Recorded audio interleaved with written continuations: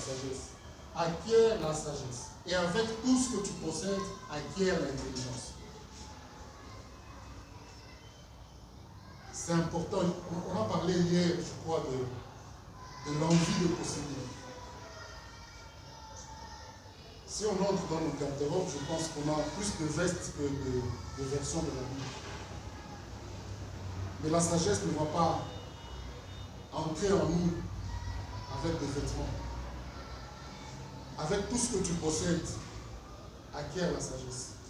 Achète une version de la Bible, une deuxième version, une troisième version, une Bible d'études. Ne te limite pas à 8 secondes, l'ancien et tout petit. Tu peux aller au-delà, ça te fera grandir. Tu vas lire les notes infravaginales, les commentaires des autres.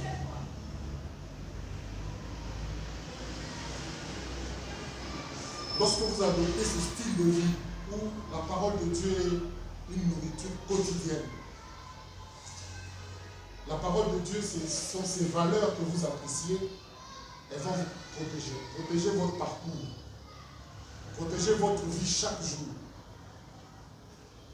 J'aime le dire comme notre dentiste, le docteur est là. S'il nous dit de brosser les dents 2 fois par jour, et que nous refusons de le faire toute la semaine, et puis on arrive le 7e jour, on le fait 14 fois, pour récupérer 2 fois par jour, on aura une bouche sèche. C'est ce qui nous arrive. Tellement occupé que ce n'est pas évident de lire chaque jour. Mais si on est conscient que chaque fois que je n'ai pas mangé cette nourriture, je dégage une mauvaise haleine, on va faire un effort pour se rattraper. Dans les versets 14 à 18, Salomon prévient ses enfants des dangers qui guettent. Et ça nous guette aussi. Nous ne sommes pas là. Il dit, n'entre pas dans les sentiers des méchants et ne marche pas dans la voie des hommes mauvais. Chaque matin, les gens nous épient. Ils veulent nous faire tomber. Un des passages toujours dans le Proverbe qu'on a lu, il nous rappelle qu'il y a des gens qui ne dorment pas s'ils n'ont pas fait du mal. S'ils n'ont pas fait tomber les autres, ils ne vont pas dormir. Donc quand il est 18h, il se dit, tiens, je n'ai pas encore volé, je n'ai pas encore tué, je n'ai pas violenté quelqu'un. Comment est-ce que je vais dormir? Et ce sont des gens, quand ils vous font du mal, ils rentrent chez lui, ils prennent femme et enfants à table, ils mangent calmement. Ils dorment, ils ne font pas des mauvais rêves.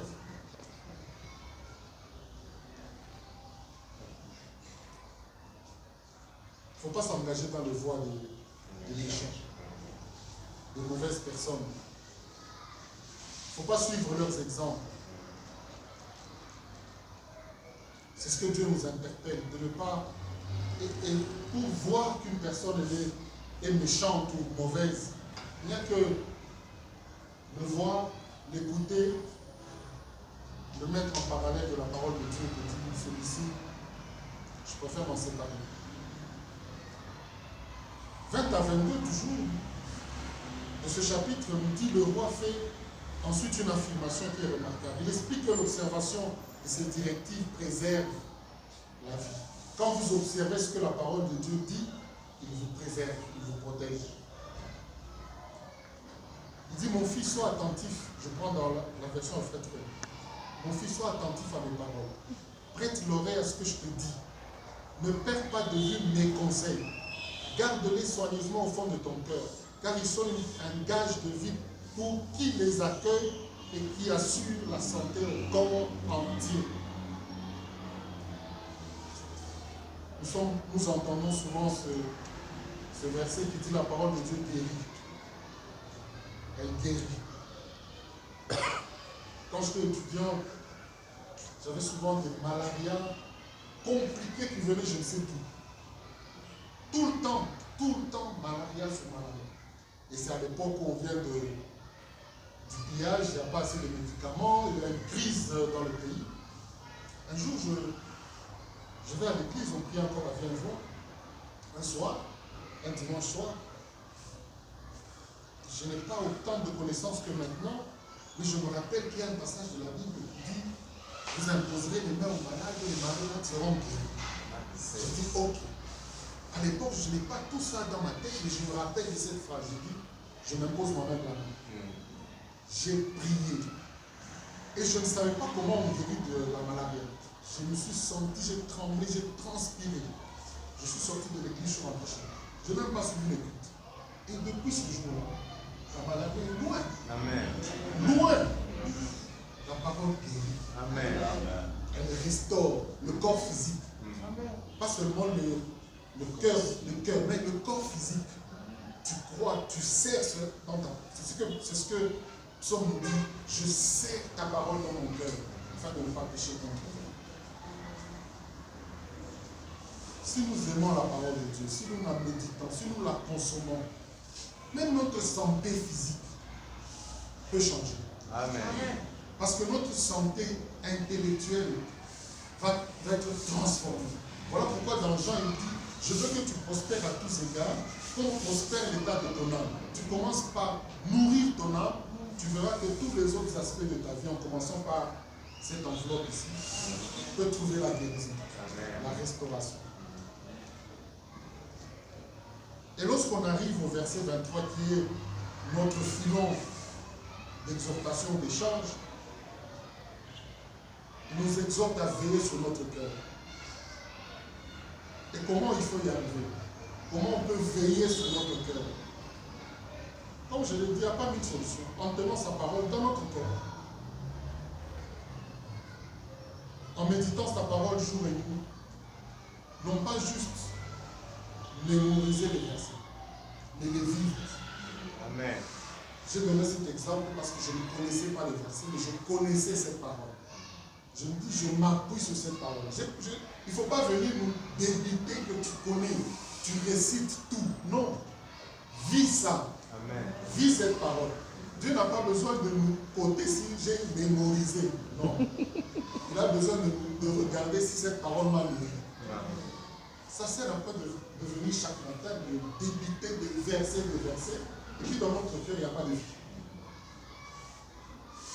Méditer, ce n'est pas seulement lire rapidement, comme on fait le checklist dans les entreprises. Non, est-ce que ce matin, je suis à jour? Est-ce que j'ai lu? Non, non.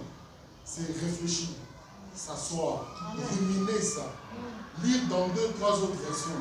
Regarder la richesse de la traduction de la Bible et sentir le bonheur après avoir lu.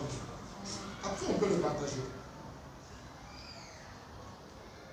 C'est réfléchir jusqu'à ce que cette parole fasse partie de nous. Et dès que quelqu'un veut entrer dans nos cœurs, cette parole te rappelle que pas celui-là, pas cette chose. Et là, on commence à être nouveau. On va conclure pour prier ce matin avec ce verset de 23, mais je vais compléter ce que Job a l'habitude. Dans Job 12, verset 11, je prends parole de vie, dit, l'oreille aime les paroles, comme la bouche apprécie la nourriture. Parce que ton oreille aime les paroles de Dieu. Christ a dit, l'homme ne vivra pas de pain seulement, mais de toute parole qui sort de la bouche de Dieu. Est-ce que ton oreille aime les paroles qui sortent de la bouche de Dieu? Parce que ce que nous avons mangé en secret, et tu vas chez le médecin, il paraît que le médecin peut te regarder seulement et dire, monsieur, tu as une insuffisance rénale. Il ne t'a même pas encore consulté. Il comprend que ton aspect physique a un problème.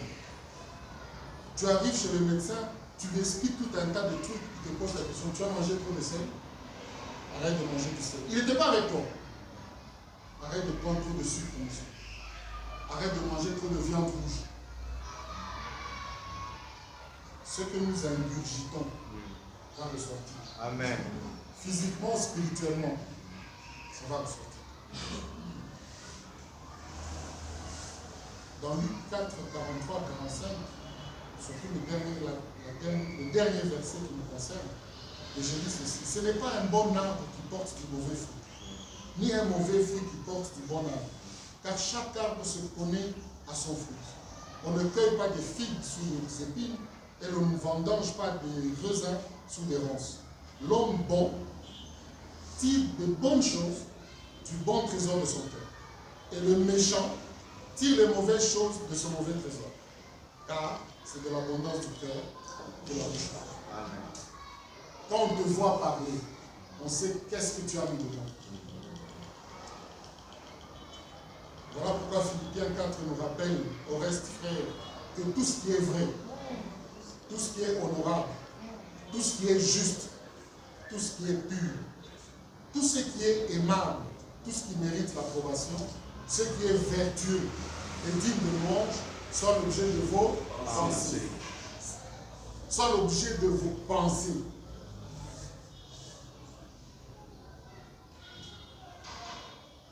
Quelqu'un veut-il faire un check ce matin? Nous avons l'habitude d'aller à l'hôpital pour dire, vérifie un peu si je n'ai pas de boubou.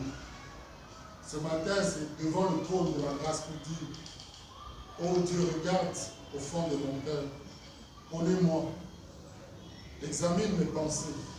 Est-ce qu'elles sont conformes à ce que Philippiens a dit? Et vois mes soucis. Regarde si je suis sur un chemin dangereux et conduis-moi sur ton chemin. Ce chemin qui est sûr pour toujours.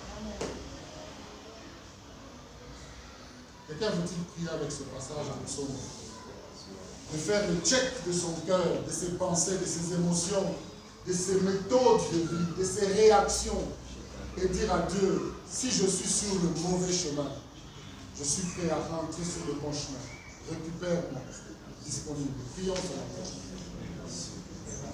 Seigneur, merci.